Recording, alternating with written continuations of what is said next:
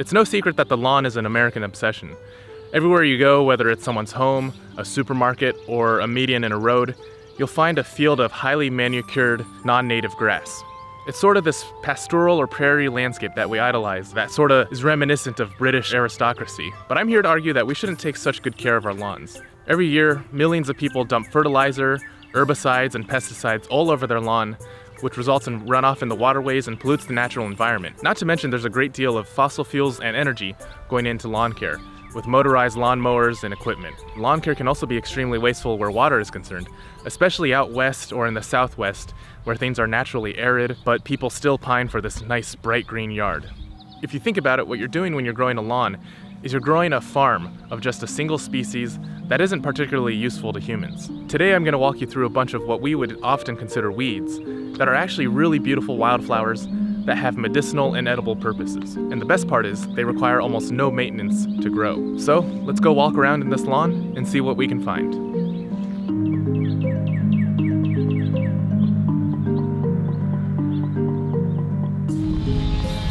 So one of the most common weeds in lawns is a dandelion. It always pops up because it's a perennial, which means it keeps growing back unless you remove the taproot. I don't understand why people remove these because they're a really beautiful golden flower.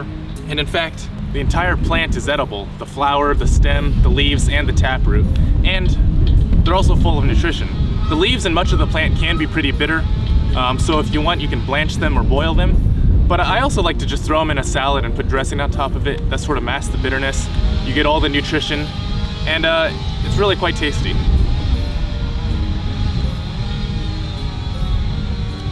The flowers are a little bit sweeter. They still have a hint of bitterness, but compared to the leaves, they have this floral sweetness to them. Quite good. Another wonderful plant that's pretty common in lawns is the wild violet. And you'll also actually find this growing in forests throughout the eastern US. It is a native plant, so unlike the dandelion, it's actually not even a weed. It's just a native flower that grows here. These are especially wonderful because of their beautiful, vibrant color. The purple one is the most common, but if you're lucky, like we are today, you can get a whole variety of other ones. There's white ones, yellow. You can eat the leaves as well as the flower. You can candy the flowers. You can use them to flavor desserts.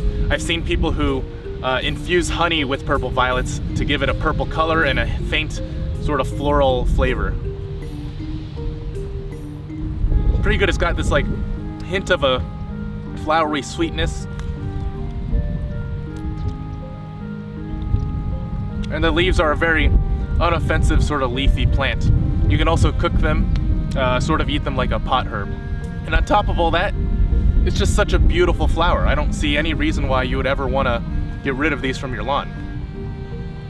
Wonderful.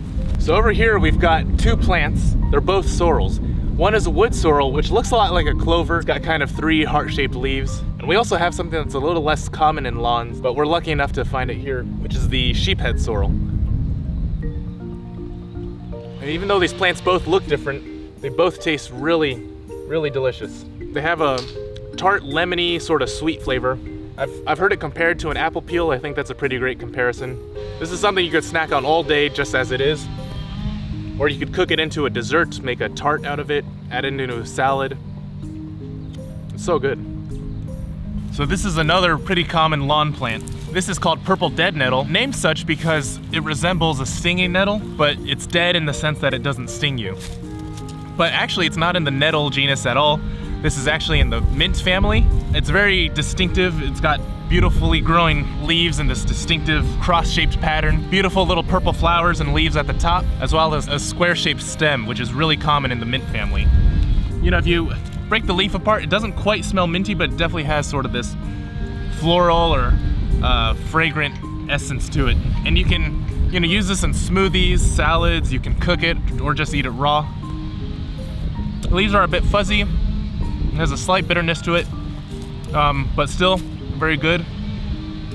Purple tops are a bit sweeter, and again, great one to throw in a salad and put some dressing over too. And also, like every wildflower, it's beautiful. Now, one plant that is pretty similar to purple deadnettle in terms of how it looks, and also in the family that it's in, is the henbit. It has a square stem, kind of a similar growing leaf pattern that's very indicative of the mint family. And it's got these long, slender, sort of purple flowers coming out at the top. And again, This is edible. It's got kind of a chewy, sort of fuzzy texture. It might not be people's favorites, but again, you can use it like you use any other herb as a flavoring, put it in a salad, in a smoothie, or you can cook it up.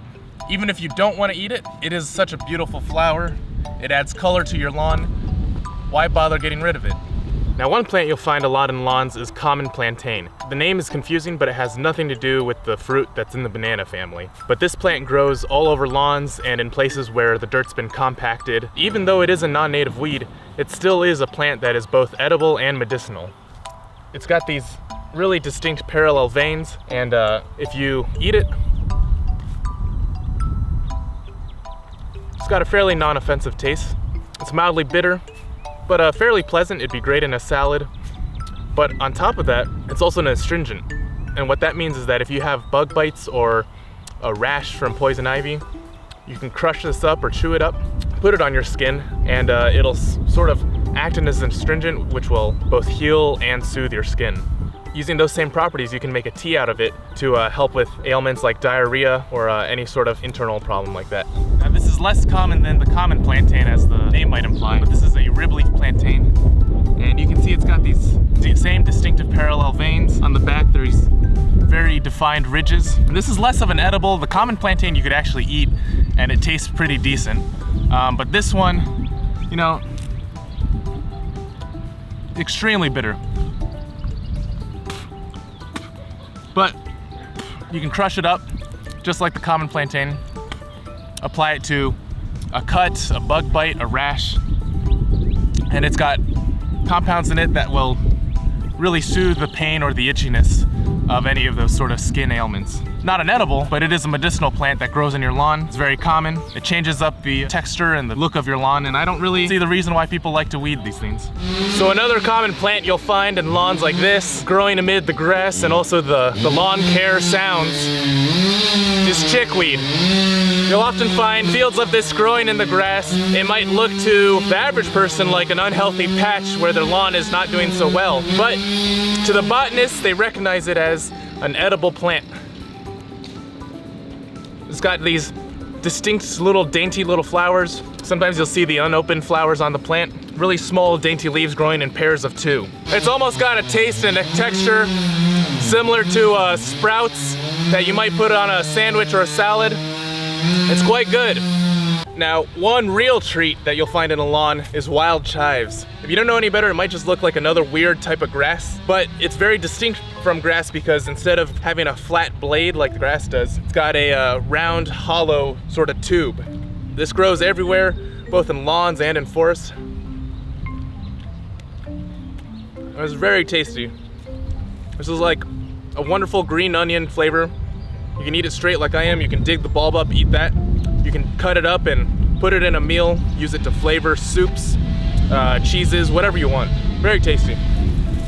So one more plant that, you know, maybe isn't a very common weed, but it's definitely been spotted in many lawns before, is spring beauty. And this is one of those plants that, again, is a native plant rather than an invasive. So it's really not even a weed at all. It's just a beautiful wildflower from the forest that happened to volunteer to grow in your garden for you. It's got these beautiful 5-petaled white and pink flowers. There's other species that look slightly different. They might have broader leaves, smaller leaves. The tuber at the bottom of this plant is edible, and the rest of the plant is edible as well. You can just pop it in your mouth. It's got a very slight floral sweetness to it, a hint of bitterness, but very good. It's a great way to add some color and some beauty to the top of your salad. Super beautiful, a wonderful flower. No reason to cut it from your lawn. So here we also have bittercress. It can look different throughout the years. Right now I know it's bittercress because it has these little seed pods on it. And this is a plant in the mustard family. Now you can really tell that when you eat it. It has this slight mustard flavor, kind of a pungence to it. It's not nearly as bitter as some of the other plants. It would be a great addition to a salad to give it some sort of like a slight zing to it or a zest. It's almost like a super mild wasabi or horseradish. It's growing everywhere. I see this in lawns all the time, and it's delicious. And also in general, plants that are bitter like the dandelion and like this, that tends to be a sign that it's a very medicinal, healthy plant. Now obviously bitterness can also be a sign of toxicity, but if you know that it's edible ahead of time, that's usually a good sign that it's good for your body.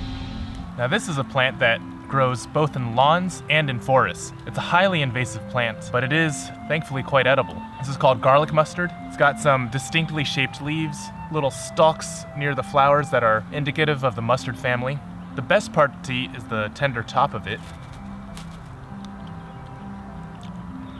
And it's got a very bitter and clearly garlic mustardy taste. Bitterness might be a little bit too much for some people to just eat it raw, but I do love it cooked, and I also like it to add some zing to my salad. Even though it is bitter, this is actually one of the better tasting wild edibles. Now, because it is invasive, it is actually best to remove the entire plant. Just uproot it so that it doesn't keep growing. And actually, you want to make sure that you get rid of the flowers and the seed pods. If you're just mowing your lawn and these have already gone to seed, all you're doing is spreading plant everywhere else. But it's quite tasty. And because it is invasive, it's plentiful, so you can just pick it constantly and add it to your salads. It's a great one. This little guy right here is called Burdock. The leaves right now are really small, but these can actually get bigger than both your hands, bigger than your head in the middle of the summer. And this is a biennial plant, which means that it lasts 2 years. The first year it'll just be a rosette of leaves all coming out from the same base. So basically you'll see a bunch of these leaves coming from the ground. The second year it'll produce a stalk with more leaves branching off of that. The leaves are technically edible, but they're incredibly bitter. Yeah. Even on the small one, they're really bitter. I've heard people wrap their food with the leaves to cook them, but the bitterness just got infused into my food when I tried that. Now the part that you do want is the root underneath. You won't be able to harvest this root until fall, at least not if you want something tasty. But this is a really good edible, and in fact, there's a root called gobo that's served in Japanese restaurants and supermarkets, and that's actually this plant. You can slice it up, stir fry it, or you can roast it like a sweet potato. It's a bit of effort to get the root out, but it's no effort at all, just let it keep growing and to let it be. I think one of the reasons lawn care bothers me so much is because people waste so much time, energy, money, and resources trying to take care of their lawns. There's nothing inherently beautiful about a plain lawn with no weeds in it. If we put a lot less effort into it, our lawns could actually look a lot more beautiful. And on top of that, we could actually use some of these wild plants in our cooking, in our salads, or in our medicine. Imagine if instead of spending all these resources mowing down fields of grass, we spent it growing vegetable gardens or planting trees to reforest habitats. People will argue that they like having a big empty lawn to raise their kids in or to have their pets play in. But imagine how much happier your pets would be and how much more your kids could learn if there were wildflowers growing or if they were in a natural environment. From my perspective, the more you learn about nature, about the plants that grow in it, and how the environment as a system works together, the more you realize that lawns are just a pointless part of our society. And it'd just be much better if we had multiple plants growing together, beautiful flowers that could support animals, and natural habitat in the place of barren lawns. So, this spring and this summer, my challenge to you is to go out into your lawn, look at the wildflowers you have, use them in a salad or in some cooking, and just learn to appreciate the weeds and wildflowers that grow in your lawn. Anyway, I hope this video has been educational for you. If you liked the video, please give it a thumbs up. Don't forget to subscribe. And if you want to support the channel and get access to more bonus content, sign up on patreon.com/adventure. Anyway, thanks so much for watching, and get out this spring or summer and enjoy all the weeds and wildflowers that are popping up in your yard.